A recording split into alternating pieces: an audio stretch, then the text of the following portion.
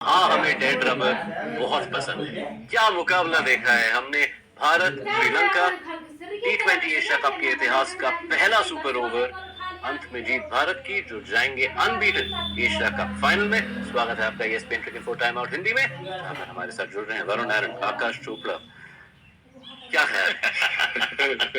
नहीं, ख्याल एक्चुअली ऐसे ख्यालों में था नहीं कि ऐसा भी हो सकता है, पर ऐसा हुआ है। जाते जाते श्रीलंका एक सुपर ओवर खेल कर गई है। और भारत और श्रीलंका जब पिछली बार भी T20 खेले थे तब भी एक सुपर ओवर देखने को मिला था। अब यहाँ पे भी मिल गया, तो कुछ आदत सी पड़ गई है, तो थोड़ा ज्यादा खेलना चाहिए आपस में।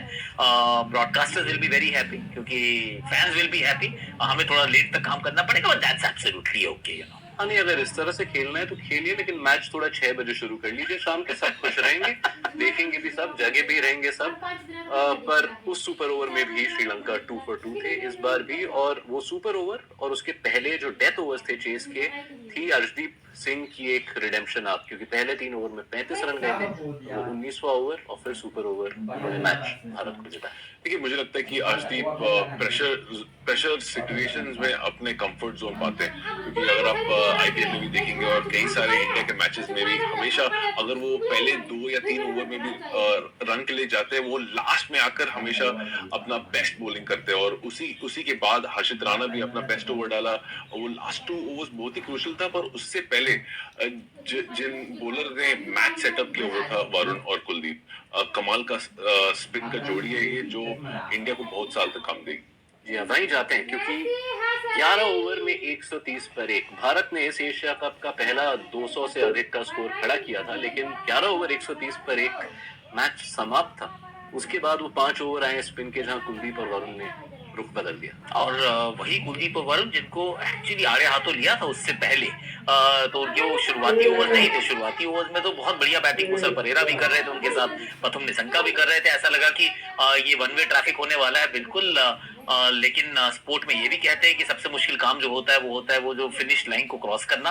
और उसके लिए जिस मोमेंटम में आप चल रहे हैं, 200 रन की एक सवाल ये रहता है कि आप 130 भी बना लेते हो 11 में, तो भी तो 70 और चाहिए।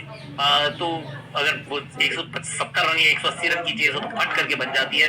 सामने वाली टीम भी हथियार डाल देती है, पर यहाँ क्वालिटी थी, क्वालिटी वरुण की थी, क्वालिटी कुलदीप की थी। और एक चीज और अच्छी हुई है इस मैच में, और ये शायद दुबई के पूरे टूर्नामेंट में, कि ड्यू बीच में कभी नहीं है। तो अगर वो गेंद गीली हो जाती है, तो फिर आपके दोनों स्पिनर्स जो है उनका कद अपने आप ही छोटा हो जाता है। फिर बाद में रिवर्स स्विंग भी नहीं होती, और उतनी अच्छी वो अर्शदीप से गेंदबाजी भी नहीं होती। लेकिन गेंद सूखी थी, मैदान ठीक ठाक साइज का था। तो जब ऐसा हो तो फिर आप जरूर बैक करेंगे अपने प्रीमियर स्पिनर्स को कि वो कम बैक करें, और कम बैक उन्होंने करके दिखाया। कम बैक करवाया भारत के प्रीमियर स्पिनर्स ने। लेकिन इस यादगार मुकाबले की कहानी बिना पाथुम निशंका के नहीं लिखी जा सकती है। मेंस T20 एशिया कप के इतिहास का सिर्फ तीसरा शतक, और शायद इस साल का सबसे शानदार नॉक, क्लास का नॉक। और अगर आप देखेंगे अक्रॉस फॉर्मेट्स परफॉर्म करते हुए आ रहे हैं, और स्पेशली ये नॉक बहुत ही स्पेशल था पाथुम निशंका के लिए, क्योंकि काफी लोग क्रिटिसाइज कर रहे थे, सोशल मीडिया में भी काफी चर्चा था कि वो रन नहीं बना रहे। स्पेशली जो business part of the tournament में लास्ट प्रीवियस जो 2 मैच थे सुपर फोर्स के, पर फाइनली जाके एक कड़ाका नॉक खेले और एक सही जवाब अपने हेटर्स को। और ये कोई कोइंसिडेंस नहीं है कि इस एशिया कप में श्रीलंका के फॉर्च्यून्स निशंका के साथ काफी हैंड इन हैंड रहे। क्योंकि देखिए, जब वो खेलते हैं बहुत अच्छा खेलते हैं, इसमें कोई डाउट नहीं है। और वो कैमियोज नहीं खेलते, वो थोड़ा सा लंबा बैटिंग करने की उनके पास काबिलियत है, क्योंकि तकनीकी फाउंडेशन है उनका।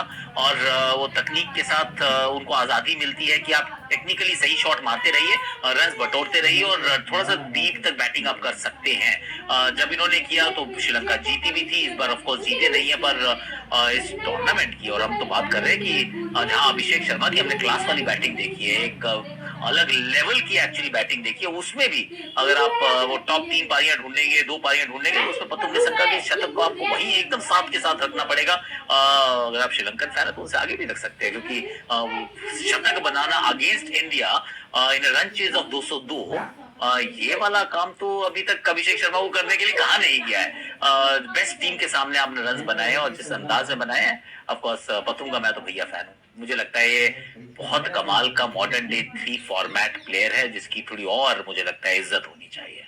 शुक्रगुजार हूँ आपका कि आपने अभिषेक शर्मा का नाम लिया, क्योंकि वो जो आज के दिन की पहली पारी थी वो इतने साल पहले हुई थी कि हम ऑलमोस्ट भूल चुके थे। और भारत ने बनाए 202 रन। अभिषेक शर्मा, जी हाँ, एक बार फिर 61 रन की पारी, शानदार पारी। लेकिन संजू सैमसन और तिलक वर्मा के बल्ले से जो सही पोजीशन पे जो रन आए हैं 4 और 5 पे, वो काफी महत्वपूर्ण।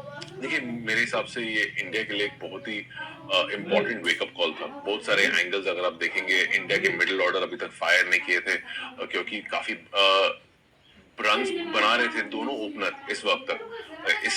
इस मैच में मिडिल ऑर्डर को फायर करना पड़ा। ऑब्वियसली सूर्य कुमार यादव का बैट से अब तक रन नहीं आया, पर फाइनल में वो यही कोशिश करेंगे कि वो रन करे। और उसके बाद स्पिनर पे भी काफी दबाव था आज। इस पूरे सीरीज में अब तक इतना दबाव मिडिल ऑर्डर और स्पिनर पर नहीं आया था। तो मुझे लगता है कि एक बहुत ही इंपॉर्टेंट मैच से पहले ये जीत हासिल करके इंडिया जितने भी बॉक्स है उसको टिक किया। एक बॉक्स टिक होने से रही है अभी तक कप्तान के बल्ले से रन सीधे फाइनल। एक बार बनाए उन्होंने पाकिस्तान के सामने, वो 47 रन 43 रन की एक नाबाद पारी थी।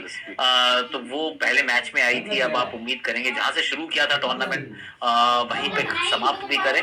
उस मैच में भी विनिंग नॉक थी, अंत तक नाबाद थे, इसी प्रकार से खेले और जो अभी तक रह गया है वो फाइनल में कारनामा पूरा करे। क्योंकि मेरी सूर्य कुमार यादव के दृष्टिकोण से भी अगर आप सोचोगे तो ये उनका पहला मल्टी नेशन टूर्नामेंट का फाइनल है।